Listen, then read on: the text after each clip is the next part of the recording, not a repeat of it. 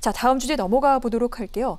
요즘 부동산 시장, 특히 전세난이 가중되면서 여러 심각한 그런 사인이라고 할까요? 그런 여러 가지 신호가 지금 나오고 있는데 이런 얘기가 나오고 있습니다. 역대급 전세난 지금 수도권에서 진행이 되면서 이 부분이 지방까지 향하고 있다. 풍선 효과가 나타나고 있다. 이런 얘기 나오는데 문제는 올해보다 내년이나 후년이 더 심해질 수 있다라는 그런 분석도 있습니다. 고모님 어떻게 보십니까? 내년도에 분명히 이거 곤란해집니다. 왜냐하면 지금 수급을 지금 따져봤을 때 공급이 내년도에 올해 2분의 1밖에 안 됩니다.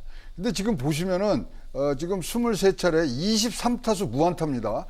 지금 23차례 부동산 정책을 전체 흐름을 보면요. 강남을 규제하러 나옵니다. 규제하니까 마영송, 노도광 뭐 이런 데가 지금 떴거든요. 그러니까 강북이 상승하죠. 그럼 그 강북을 또 제재를 합니다. 그러니까 이제 수원, 용인, 성남, 수용성으로 이게 또 옮겨가고요. 거기를 또 뭐 굉장히 강한 규제를 하니까 거기가 충청도, 세종시 이런 데로 내려왔다가 다시 지금 수도권으로 올라오는 시기에 전세권이 터진 겁니다.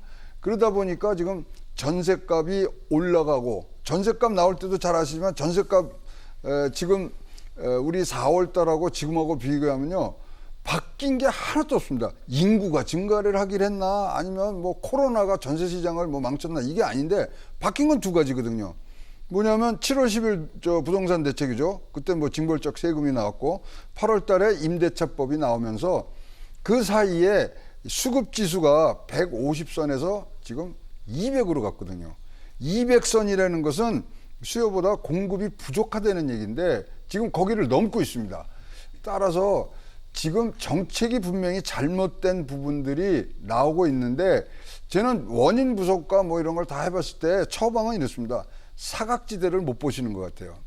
그러니까 뭐 우리가 잘 아는 풍선 효과가 있는데 그러니까 이 두 수를 먼저 보는 정부의 정책 기반자들이 돼야 되는데 사실 정책 기반자는 뒤에도 눈이 있으셔야 되거든요.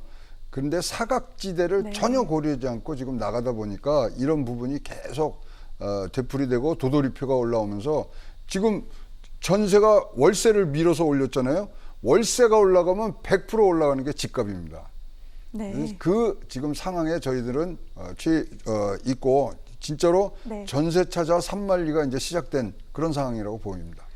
정부가 원래대로라면 이번 주 안에 무슨 전세 대책을 내놓을 것으로 전망이 됐습니다만 아직 뚜렷한 안은 내놓지 못하고 있는 것 같습니다. 오늘 뭐 전문가들과 비공개 간담회 가졌다 이런 얘기 전해지고 있는데 방금 최 고모님 말씀 들으시면서 아마 그 내 집 마련이라든가 이런 데 고민이 있는 실수요자들 그러면 이제 어떻게 해야 되지 굉장히 좀 고민을 더 깊게 하실 것 같습니다. 지금 보면은요, 이 서울의 전세값이 워낙에 뛰다 보니까 차라리 이 전세값으로 수도권에 집을 사자라는 그런 매매 수요가 상당히 늘고 있다고 합니다. 그러면 실수요자들 지금 여기서 어떤 결정을 해야 될까요? 두 분께서 좀 참고하실 만한 그런 얘기를 좀 해주셨으면 좋겠습니다. 먼저 평론가님. 글쎄요, 뭐 집이 꼭 필요하신 분들 같으면은 자기 형편에 맞게끔 집을 매수를 하셔야 되겠죠. 지금요? 예, 아니 뭐 지금 꼭 필요하다고 하는 분들은 저는 그렇게 생각을 합니다. 근데 사실 이 집값을 밀어올리는 특히 전세값이라든지 이런 걸 갖다 밀어올리는 요인들은 가장 큰 요인은 사실은 초저금리예요. 돈이 너무 풍부하기 때문에 집값이 오르는 겁니다. 전세값이 오르는 이유 또한 마찬가지예요. 집값이 너무 올랐으니까 지난 2년 동안에 사실은 거기에 키 맞춤을 하기 위해서 전세 가격이 오르는 거고요. 뭐 일부에서는 임대차 3법 얘기를 합니다만은 임대차 3법의 완성은 내년 6월인 거고요. 특히 임대차 3법의 영향이라고 얘기하시는 분들 같은 경우에는 이걸 하나를 간과하시는 것 같아요.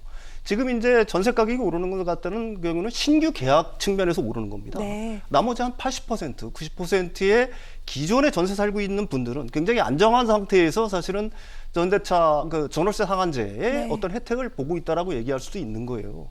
근데 뭐 우리들이 집값이라든지 이런 걸 갖다가 사실은 잡기 위한 그 가장 좋은 해법은 뭐냐면은 사실은 금리 인상을 하면 간단하게 풀립니다. 돈줄을 막으면 되는 거예요.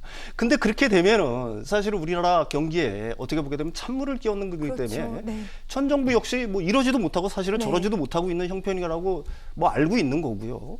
뭐 여기에 대한 어떤 마땅한 해법은 정부에서 이제 내놔야 하겠죠. 그렇지만은 이거 하나는 분명합니다. 정부 입장 역시 굉장히 어려운 일이다. 사실 이 부동산 시장을 특히 잡으려고 하게 되면은 결국은 금리를 건드려야 되는데 지금 상황에서 과연 금리를 건드릴 수 있는 그게 가능한 거냐라는 거는 의문의 여지가 있다는 얘기죠. 그렇죠.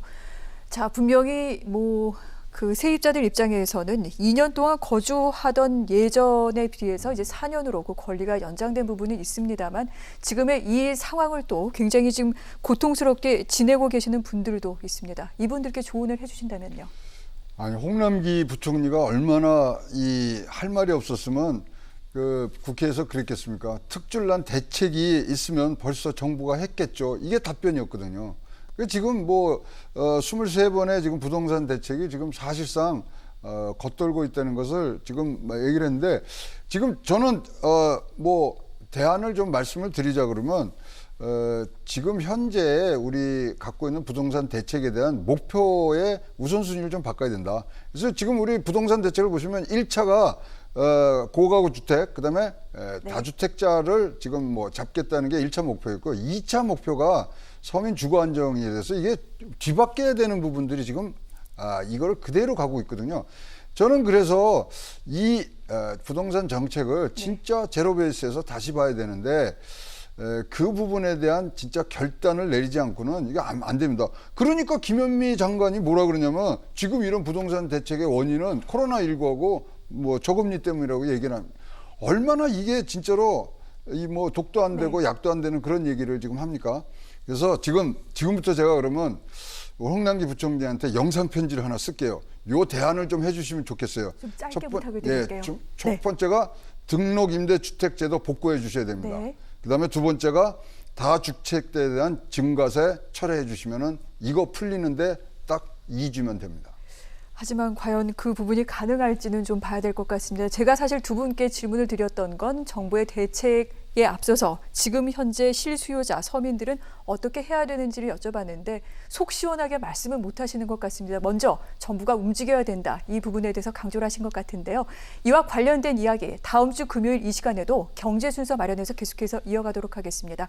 두 분과는 여기서 말씀 마무리하겠습니다. 고맙습니다.